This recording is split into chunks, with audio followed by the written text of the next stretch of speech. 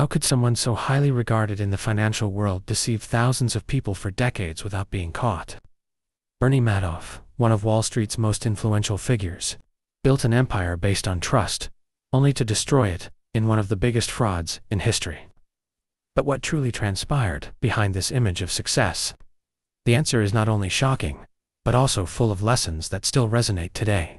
If you think you understand how the market works, Madoff's story will challenge everything you think you know. The beginning of it all. Who was Bernie Madoff? Born in 1938, in a Jewish family in Queens, New York, Bernie Madoff displayed an unusual curiosity about the financial markets and a keen business vision from a young age. In the 1960s, he founded Bernard L. Madoff Investment Securities, a small brokerage that would grow tremendously over the years, combining charisma, intelligence, and a natural ability to earn trust. Madoff built a solid reputation among investors and financial institutions. He presented himself as a man of influence, someone who understood the mysteries of the market like few others. His firm was one of the pioneers in utilizing electronic technology for trading, an innovation considered groundbreaking at the time. This positioned him as a visionary leader in an increasingly competitive sector. People viewed him as trustworthy, intelligent, and historically significant in his contributions to the capital markets. This prestige attracted investors from all walks of life, from small savers to large investment funds. But while his success seemed extraordinary, something far darker lurked behind his immaculate facade. In the following decades, Madoff solidified his position as an influential figure on Wall Street. He served as the chairman of NASDAQ, and was often a guest of honor at prestigious events. His ability to understand financial phenomena gave him almost mythical status. However, there was one question that few dared to ask. How did he manage to deliver consistently positive results, regardless of the natural fluctuations in the market? The mystery surrounding his strategy only increased his appeal. The secret to Madoff's success was not in complex strategies or a stroke of genius, but in something far more sinister. He had created a clever system of fictitious profits that captivated investors and expanded his influence. In a way, he manipulated human nature, tapping into the desire for financial security and the curiosity surrounding a formula that seemed too challenging to explain. Thus, year after year, the praise piled up while the truth remained buried. Madoff's relationship with his clients was built on a foundation of almost blind trust. He was an exceptional storyteller, someone who made it seem as if his success was a simple result of his skill and intelligence. Many referred to Madoff as a simple man, despite controlling billions of dollars. Little did they know, his extraordinary promises were, in fact, based on one of the largest financial mysteries in history: the Ponzi scheme he was masterminding with skill. All of this made Madoff appear larger than life. His influence grew, and his network expanded on a colossal scale. He became a kind of financial guru to investors, always ready to offer advice or calm nerves during market turbulence.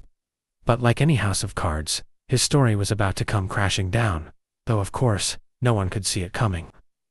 So Madoff continued with his seemingly perfect life, while behind the scenes, his scheme was reaching unprecedented levels. When the first signs of inconsistencies appeared, no one dared question his honesty. After all, who would risk doubting one of the biggest names in Wall Street history? But what was about to unfold would serve as a lesson for generations. The greatest secrets, no matter how clever, will never stay hidden forever.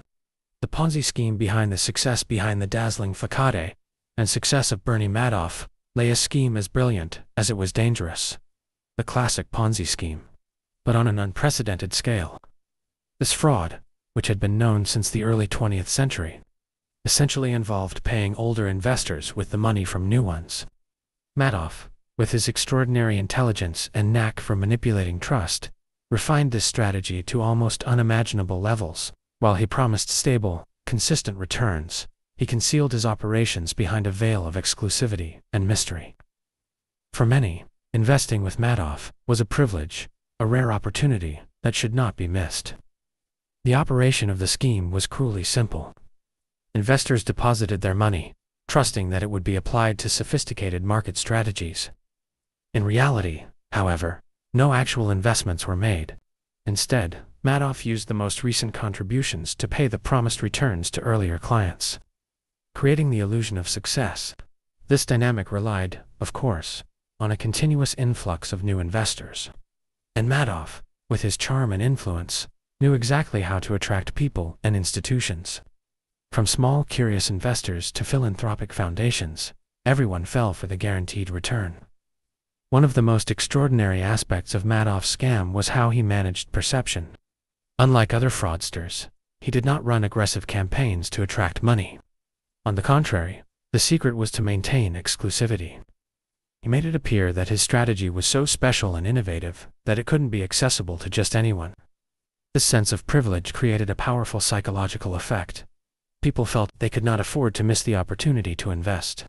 This led to queues of interested parties, all confident that they were putting their money into the hands of a genius. Another clever tactic of Madoff was avoiding excessively high returns, which could raise suspicions. He promised consistent but realistic profits, something that added credibility to the scheme. In a market known for its volatility, this stability seemed incredible, yet possible. It was a masterstroke, as he knew how to exploit human nature. The desire for financial security and the attraction to seemingly simple and effective solutions. Furthermore, Madoff kept his operations hidden from the watchful eyes of auditors and regulators. He used his own firm to issue fake statements and financial records that corroborated his story. Meanwhile, he maintained a tight-knit circle of employees who helped perpetuate the fraud.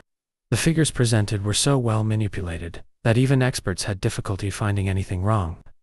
The complexity of the scam was so extraordinary that for decades, no one suspected a thing. Madoff's scheme thrived because of his ability to sustain the illusion. He became more influential, winning awards and holding prestigious positions in the financial sector. But like any Ponzi scheme, it had an inevitable weak point: the need for new investments. As soon as there was an insufficient flow of new investors, the house of cards would begin to crumble. Despite this, Madoff believed he could control the factors threatening his operation, relying on his ability to manipulate the situation to his advantage. However, the market is a force that cannot be entirely controlled, no matter how smart one is. When the financial crisis of 2008 rocked the world, withdrawal requests surged, and new investments dropped dramatically. The illusion, which had seemed eternal, began to show its first cracks. And so, the largest financial scam in history was about to be exposed, leaving an unprecedented trail of destruction. The 2008 crisis, and the collapse of the scheme in 2008.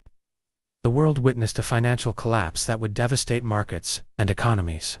The burst of the housing bubble in the United States caused a global crisis of confidence, affecting major banks, investment funds, and thousands of individual investors. This scenario brought Bernie Madoff's worst nightmare to light. Investors, in panic, began to withdraw their funds en masse. The scheme, which depended on constant infusions of new money, started to fall apart. It was a historic moment, and yet, filled with mysteries about how such a massive scam could last for so long. For years, Madoff had managed to evade scrutiny from regulators and maintain appearances. But the crisis revealed something extraordinary. His sham had no real reserves to support the redemption requests. In a matter of weeks, he faced astronomical debts in the billions, far beyond any capacity to pay. The market phenomena he believed he could control proved to be stronger than his ability to deceive. The trust bubble that had sustained the scheme burst, and there was no way to escape the consequences. The collapse was swift and overwhelming. In desperation, Madoff tried to raise funds to cover the redemptions, but the fall was already inevitable. His extraordinary ability to cover up the truth was now useless in the face of the unrelenting reality of the numbers. The irony was that, while thousands of investors believed in his financial magic, he knew the end was near. Even so, he kept his calm in public, as if nothing was out of control, until the very last moment. The revelation of the scheme began within Madoff's own circle. In December 2008, he confessed to his sons that his company was a colossal fraud. In a move that shocked the world, his own sons reported their father to the authorities. It was the beginning of the end of one of the greatest frauds in modern history. A few days later, Madoff was arrested by the FBI, marking the end of decades of manipulation, lies, and illusions. The image of a respected, influential man was destroyed in a matter of hours. The impact of the collapse was extraordinarily broad. Banks, pension funds, charitable organizations, and thousands of individual investors saw their savings disappear in the blink of an eye. The global financial crisis had already generated fear and significant losses. But Madoff's scheme seemed like a death blow to a system that was already fragile. The question echoing among investors was simple and painful. How did no one notice this before? Meanwhile, regulators and auditors faced immense pressure. For years, Madoff had passed through investigations and audits without raising significant suspicions. This exposed a profound problem in the financial market oversight system, something that would need to be reformed to prevent future scandals. Madoff's case became a symbol not just of individual fraud, but of a system that failed to protect the most vulnerable. Thus, Bernie Madoff, who for decades was seen as a financial genius, was now recognized as the architect of the biggest scam in history. His Ponzi scheme, which collapsed during the 2008 crisis, left a trail of destruction that would be analyzed for generations to come. But this story was far from over, as courts, victims, and the public sought answers and justice for the unimaginable losses they had suffered. The impact on the victims and the scale of the scam. When Bernie Madoff's Ponzi scheme was finally exposed, the scale of the fraud shocked even the most experienced experts. It is estimated that the total amount diverted surpassed an astounding $65 billion, solidifying the scam as the largest in history. However, behind these cold numbers were human stories of devastating losses.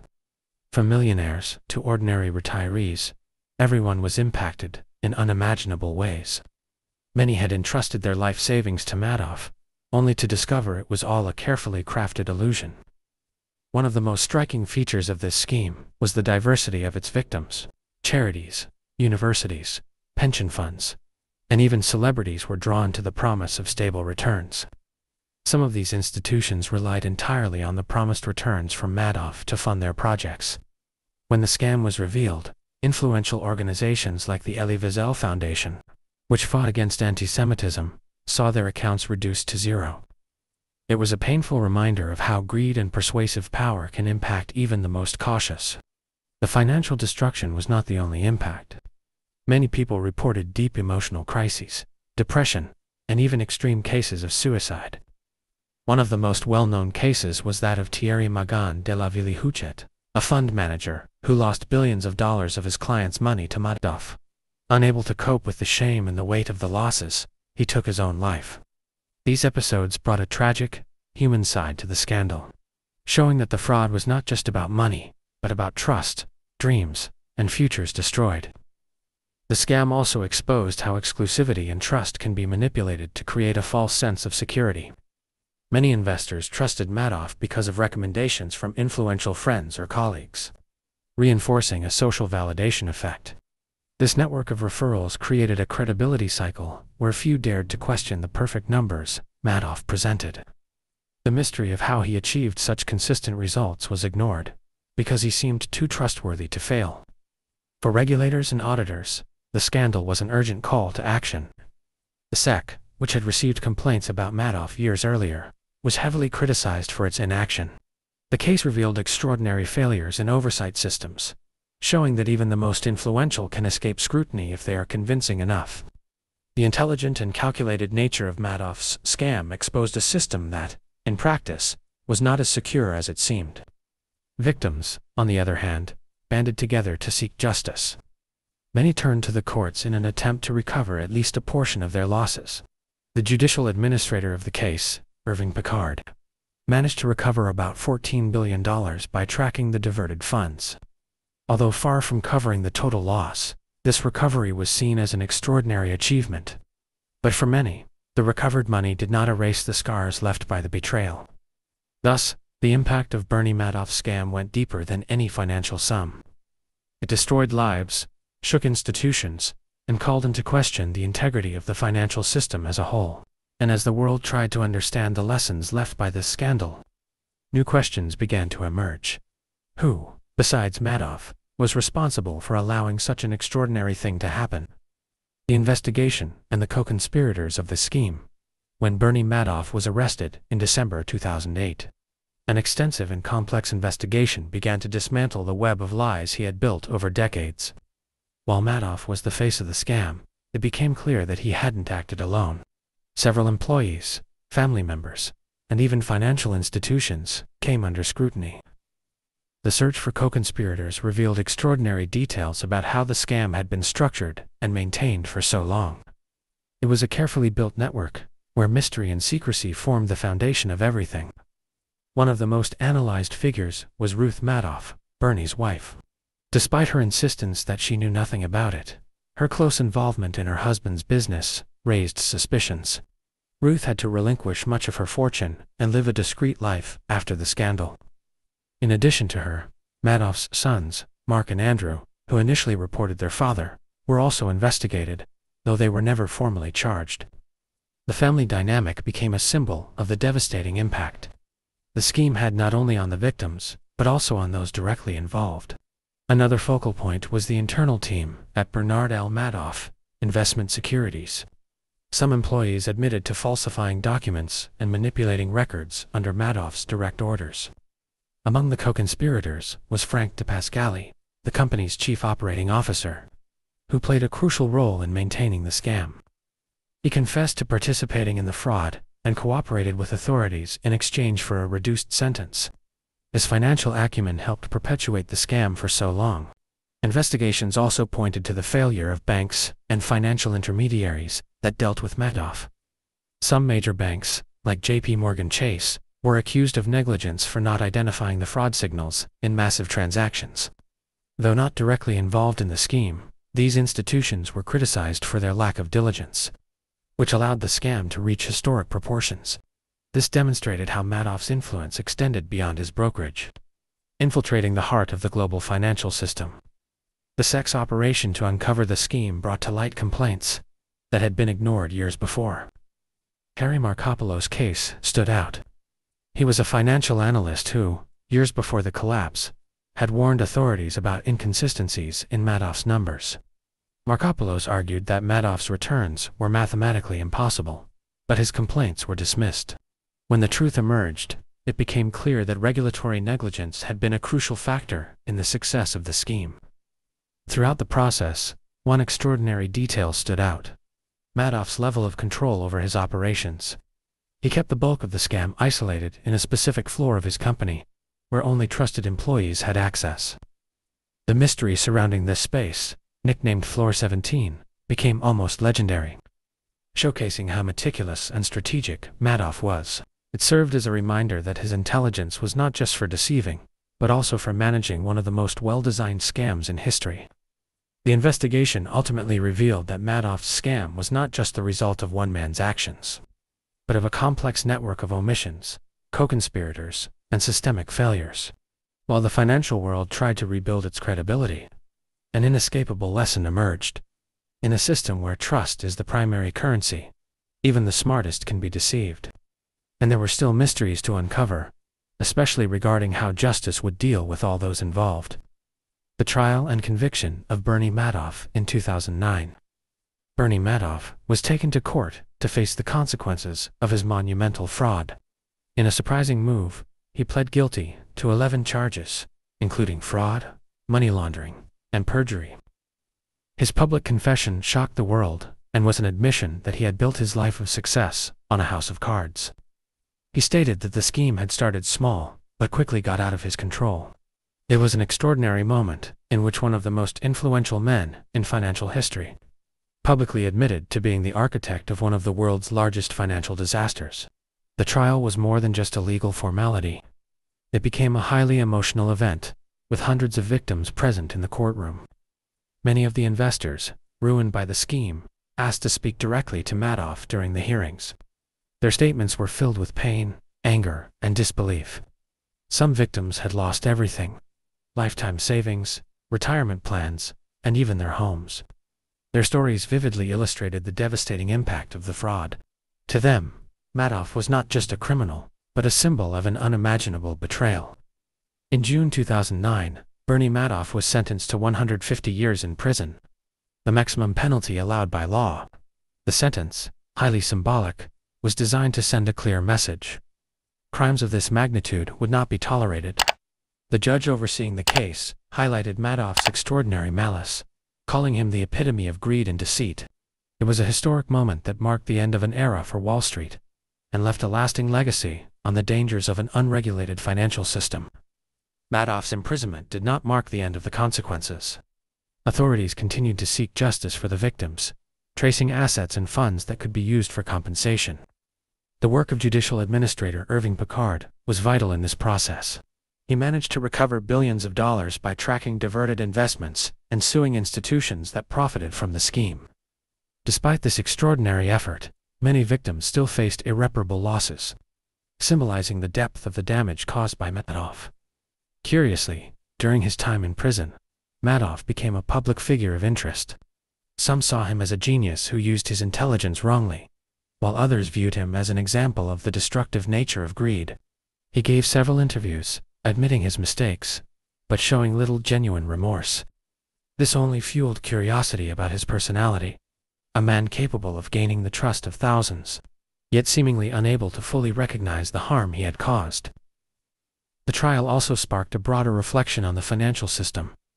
How could a scheme of this magnitude go unnoticed for so long? The lack of effective oversight and the blind trust in financial gurus were pointed out as key factors. Madoff's conviction was more than just an individual punishment. It served as a reminder to governments, investors, and institutions that transparency and oversight are crucial to prevent similar tragedies. And so, Bernie Madoff spent his final years incarcerated, an emblematic figure of greed and the power of illusion. But his story did not end with his imprisonment. The impact of his scam would continue to reverberate for decades, fueling discussions about ethics, trust, and the extraordinary cost of unchecked ambition. The legacy of Bernie Madoff and the lessons learned. The Bernie Madoff case left a profound and multifaceted legacy. He was not only the architect of the largest Ponzi scheme in history, but also a catalyst for significant changes in how financial markets and institutions are regulated. For many, his story serves as a warning about the destructive power of greed and unchecked ego.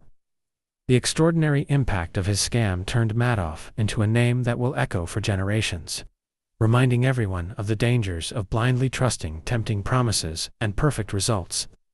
One of the clearest lessons was the need to strengthen oversight systems. After the scandal, regulators like the SEC faced severe criticism for not acting on multiple complaints against Madoff. This led to important reforms, including more rigorous audits, greater transparency, and the use of technology to detect fraud more quickly. The case also highlighted the importance of financial education, showing how even smart investors can be deceived by phenomena that seem too difficult to question. The psychological and financial impact of the scam continues to be studied. Madoff manipulated a basic human desire: financial security. He created such a perfect illusion that even the most influential and intelligent were victimized. This fact raises profound questions about human behavior and the power of persuasion. How can we avoid falling into similar traps?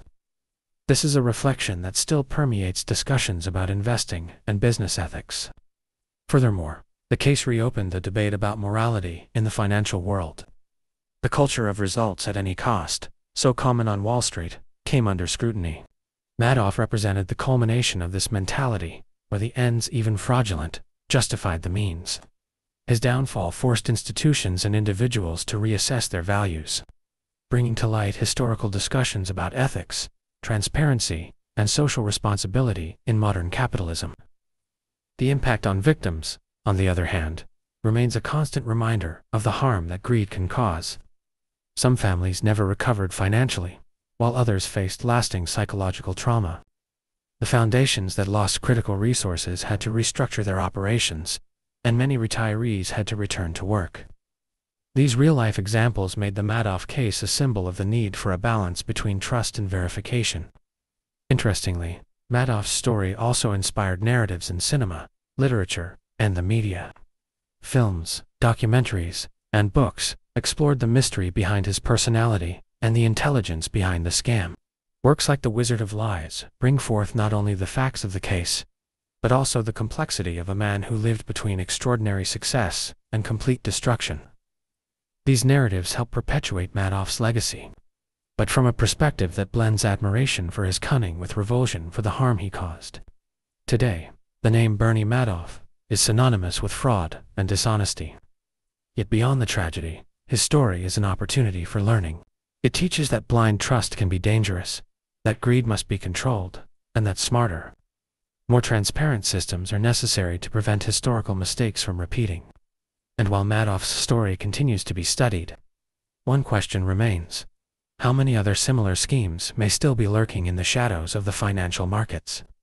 Bernie Madoff's story is not just about greed and power, but about the devastating consequences of blind trust and a system with gaps. Now that you know the secrets behind this historical scam, how can you apply these lessons to your own life? Are you prepared to question more, investigate better, and protect your financial future? Don't let this learning opportunity pass by. Subscribe to the channel, turn on notifications, and keep exploring the mysteries of the financial world with us.